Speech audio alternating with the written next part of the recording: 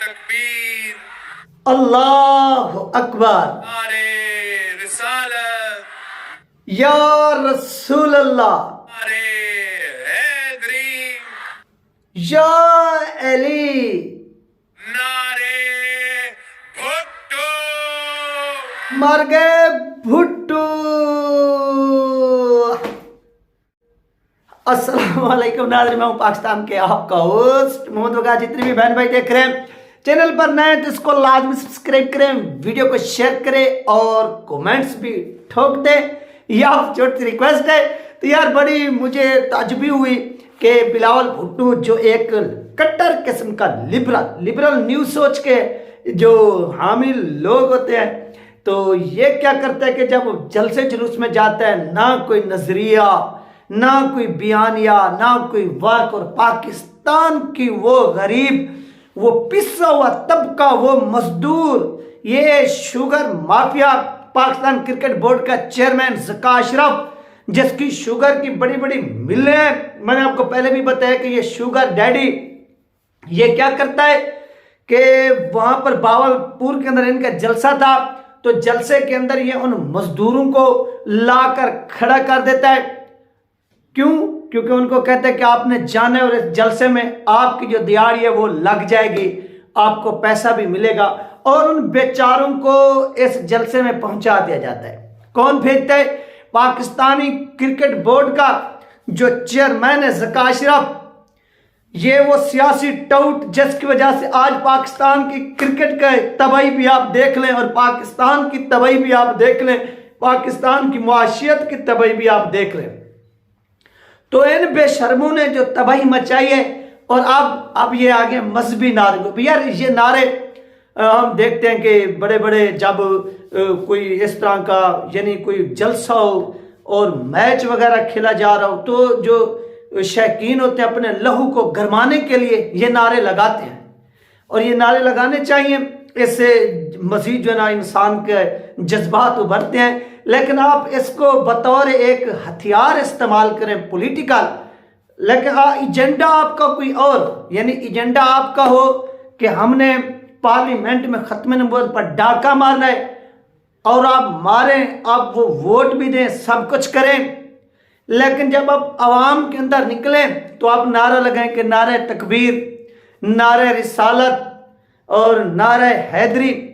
तो ये चीज़ें ये आपकी मुनाफकत को अयां करती हैं, और आपकी मुनाफकत जो है वो कौम के सामने आई है, और कौम ने आपको रिजेक्ट किया है, आपको मुस्तरद किया है। ये कौम किसी भी सूरत आपको वोट देना नहीं चाहती। ये बयानिया, ये नारा तहरीक लबैक पाकिस्तान का है। क्यों?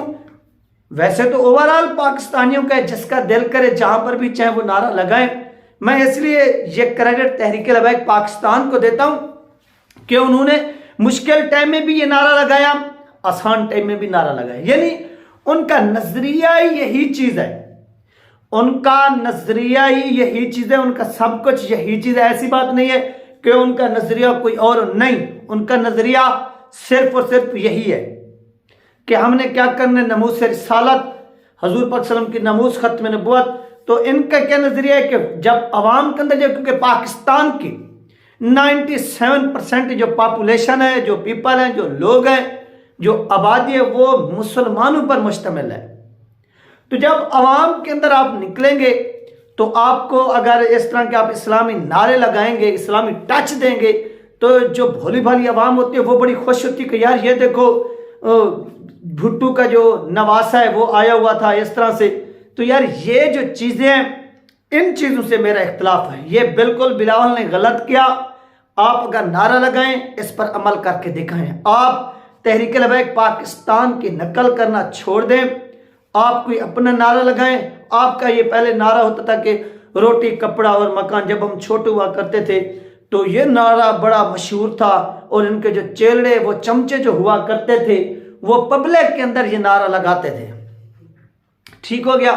तो अब ये नारा वो दूसरा आ गया। क्यों? क्योंकि एक जमात ऐसी पाकिस्तान के अंदर मर्ज वजूद में आई कि जिसने क्या किया है, पूरे पाकिस्तान के अंदर एक फिजा कायम किया है कि पाकिस्तान के अंदर इस्लामी निज़ाम कायम होना चाहिए। तो अवाम का, वैसे तो अवाम मुस्लिम है, तो आवाम का रुख जब चेंज हुआ तो इन्होंने भी देखा कि यार अब हमें वो रोटी कपड़े और मकान जो है ना वो छोड़कर अब इस तरफ जो है ना वो आना चाहिए, और फिर ये आए। तो ये वो सिचुएशन है जो इस वक्त बिलावल साहब ने बनाई हुई है और बना भी रहा है। तो कोई बात नहीं है, बिलावल साहब बनाए, हमने बिलावल साहब को कभी भी जो ना मना किया है ना रोका है।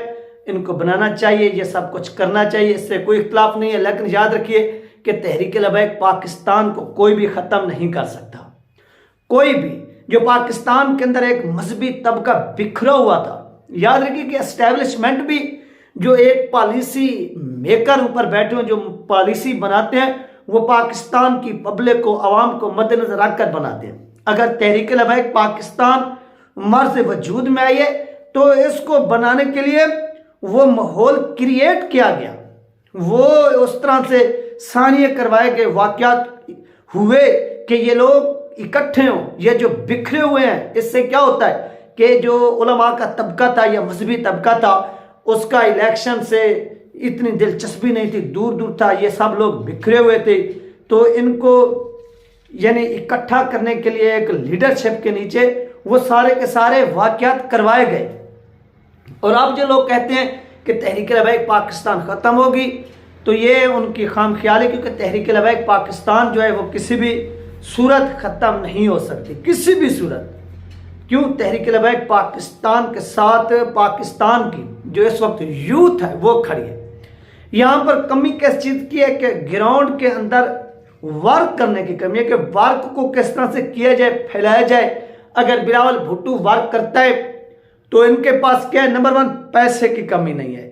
इनके जो पीछे वजीर बैठे हुए हैं ये कई मर्तबा इस कौम के ख़जाने को लूट चुके हैं और लूट कर ये मुआशी तौर पर बहुत ही मजबूत है, पैसा है, सब कुछ है। इस वजह से इनको हराना थोड़ा मुश्किल हो जाता है और ये माली तौर पर इतनी मजबूत होते हैं कि ये थाना कल्चर हो गई, ये सब चीज़ें होंगी, ये खरीद लेते हैं। तो ये वो मेन जो है ना वो रीज़न है। इनका मुकाबला करने के लिए सबसे पहले मुआशी तौर पर भी थोड़ा मजबूत होना चाहिए और वो लोग सामने लाने चाहिए जो मुआशी तौर पर मजबूत हों, जो इनका मुकाबला कर सकें। इस वजह से इनको शिकस्त देने के लिए एक तो ये आपका जो बयानिया है वो चोरी कर रहे हैं, वो आपका बयानिया जलसों के अंदर बेच रहे हैं, आवाम के सामने जा रहे हैं। तो इनके इस बयानिया को यकसर जो है ना वो मुस्तरद करना चाहिए और आवाम को कहना चाहिए कि ये देखिए ये इनका जो नारा ये चंद दिनों के लिए, ऐसे नहीं है कि ये नारा इनका हमेशा रहेगा, नहीं, चंद दिनों के लिए ये नारा लगा रहे हैं और उसके बाद इन लोगों ने क्या करना है, भाग ही जाना है। इन लोगों का इस नारे से कोई लेना देना नहीं है, इन लोगों ने भागना ही है। और ये तहरीक लबैक पाकिस्तान का नारा है और तहरीक लबैक पाकिस्तान इस नारे के ऊपर खड़ी है और इस नारे के ऊपर तहफ़्फ़ुज़ भी करेगी, सब कुछ करेगी और आपको भी तहफ़्फ़ुज़ फराहम करेगी। और बाकी ये मजदूरों को लाना, वहाँ पर क्रिकेट बोर्ड के चेयरमैन ने जो काम किया, वो शुगर माफिया, उसने इन मजदूरों को वहाँ पर भेजा कि आपको दिहाड़ी भी मिल जाएगी, आप पहुँचें, और वो बेचारे मजदूर हैं और वो पहुँच गए। तो इस तरह इनको एक्सपोज करना वो आप सबका फ़र्ज बनता है, वो आप जो है ना एक्सपोज करें इनको और इनको बताएं कि आप जो है ना वो इस तरह से जो कर रहे हैं आवाम को बेवकूफ़ बनाने का एक तरीका। तो आवाम आपके इस तरीके को यकसर जो है वो रिजेक्ट करती है, वो मुस्तरद करती है और आवाम तहरीक लबैक पाकिस्तान के साथ खड़ी थी, खड़ी है और खड़ी रहेगी। बाकी आपने जो करना है वो आप करें, वो आपकी अपनी मर्जी है। लेकिन आवाम इस वक्त जो है ना वो समझदार हो चुकी है और आवाम किसी भी सूरत जो है ना वो इन चोरों को, इन लुटेरों को, अब देखें यही नवाज शरीफ की, शहबाज शरीफ की कैबिनेट का यही बंदा हिस्सा रहा, वजीर खारजा रहा, उसको सर बुला, यानी जो वजीर आजम होता है वो पार्लियामेंट का भी एक किस्म का ऐसा समझ लें कि बड़ा होता है, दूसरा जो कैबिनेट होती है उसका भी साहब होता है, ये नीचे उसके नीचे काम, उसको ये सर बुलाते रहे, ये वजीर खारजा रहा, ये सब कुछ इन्होंने किया। और आज देखें कि आज इन्होंने एक दूसरे को दोबारा जो है वो गालियाँ देना शुरू कर दिए। तो अल्लामा साद शरीफ साहब ने बिल्कुल ठीक कहा है कि अब किस मुंह से तुम आवाम को बेवकूफ़ बना, ये आवाम को नहीं बल्कि ये इख्तियार पाकिस्तान के अंदर एस्टेब्लिशमेंट को है कि किसको हराना है, किसको जितवाना है, किसको आगे लाना है, किसको किस तरह से फेंकना है। ये तमाम चीज़ें एस्टेब्लिशमेंट जो है वो कार्य है और एस्टेब्लिशमेंट इन दो जमातों के मोहताज है। क्यों कि ये मुआशी तौर पर इतनी मजबूत है कि लोगों को ये बई कर लेते हैं, खरीद लेते हैं, जिसका जो खुमियाजा है वो पाकिस्तान के अवाम को जो है वो भुगतना पड़ता है। तो ये तमाम चीज़ें हैं जो इस वक्त हो रही हैं पाकिस्तान के अंदर, और इनको एक्सपोज करना आप सबका जो है ना वो फर्ज बनता है। ये थी नाज़रीन अहम तरीन अपडेट जो आप लोगों के साथ शेयर की। अपना ख्याल रखिएगा, मुझे तो याद रखिएगा। मिलते हैं नेक्स्ट वीडियो में। अल्लाह हाफ़िज़।